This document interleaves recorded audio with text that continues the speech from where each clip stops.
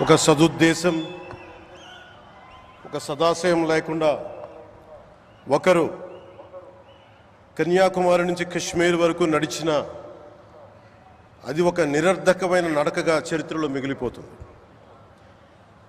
కానీ ఒక సదాశయంతో ఒక సత్సంకల్పంతో ఇంకొకరు కన్యాకుమారి నుంచి కశ్మీర్ వరకు ప్రజలందరితో మమేకమై వారందరినీ ఏకతాటిపైన నడిపిస్తే అది ఆత్మనిర్భర భారత్ అవుతుంది.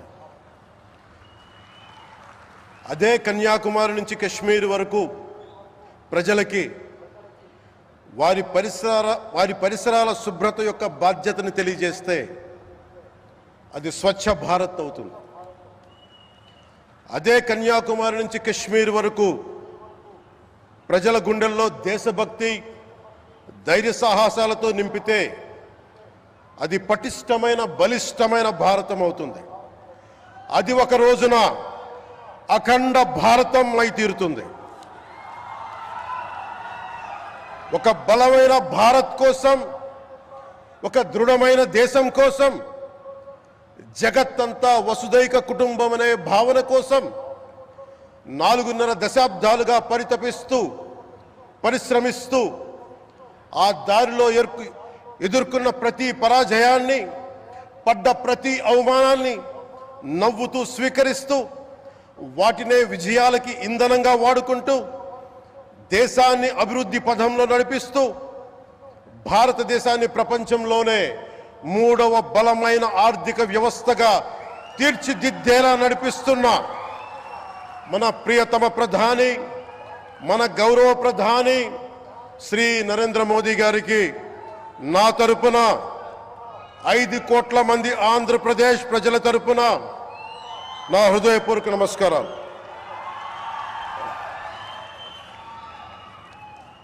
విద్యార్థి నాయకుడిగా రాజకీయాల్లో ప్రవేశించి రెవెన్యూ మంత్రిగా, ఆర్థిక మంత్రిగా మొదలై తెలుగుదేశంకి రథసారథి అయి 4వసారి ముఖ్యమంత్రి అయి తెలుగు ప్రజల్ని అభివృద్ధి పదంలో నడిపిస్తున్న దార్శనికులు, రాజకీయ ఉద్దండులు గౌరవ ముఖ్యమంత్రి శ్రీ నారా చంద్రబాబు నాయుడు గారికి నా హృదయపూర్వక నమస్కారాలు.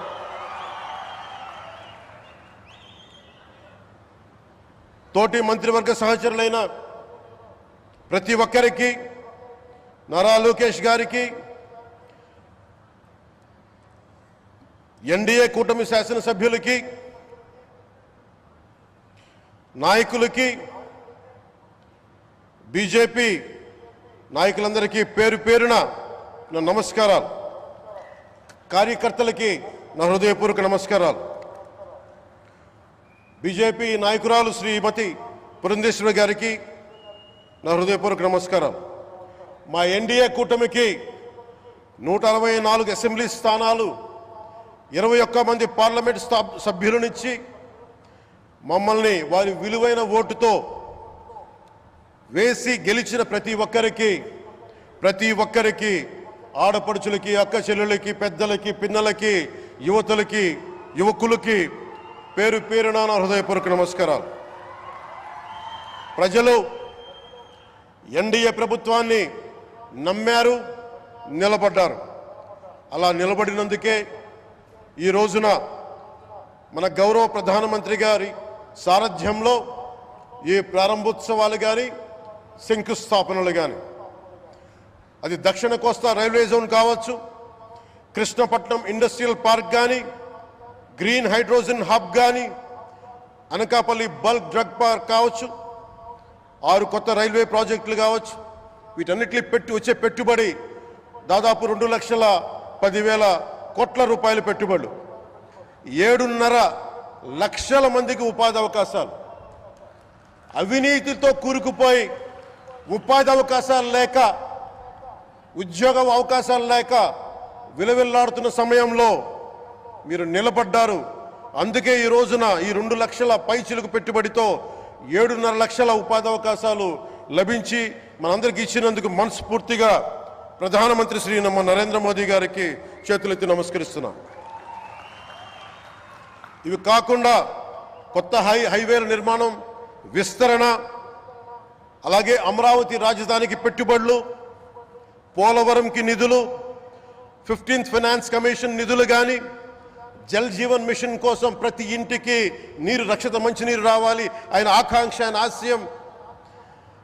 మనకు గంట కాదు 24 గంటలు రావాలని పడ్డ తపన ప్రధానమంత్రి గారిది.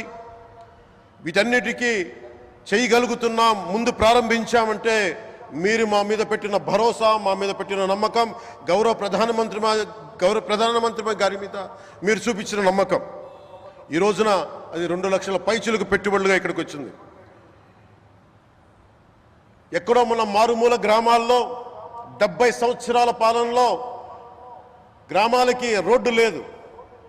ప్రధానమంత్రి సడక్ యోజన కింద ఈ రోజున మనం మారుమూల గిరిజన గ్రామాల్లో కూడా రోడ్లు వేయగలుగుతున్నామంటే దానికి ముందుండి మాకు వెన్నుతట్టి మాకు నిధులు సమకూరుస్తుంది నరేంద్ర మోదీ గారు. భారతం అభివృద్ధి పదంలో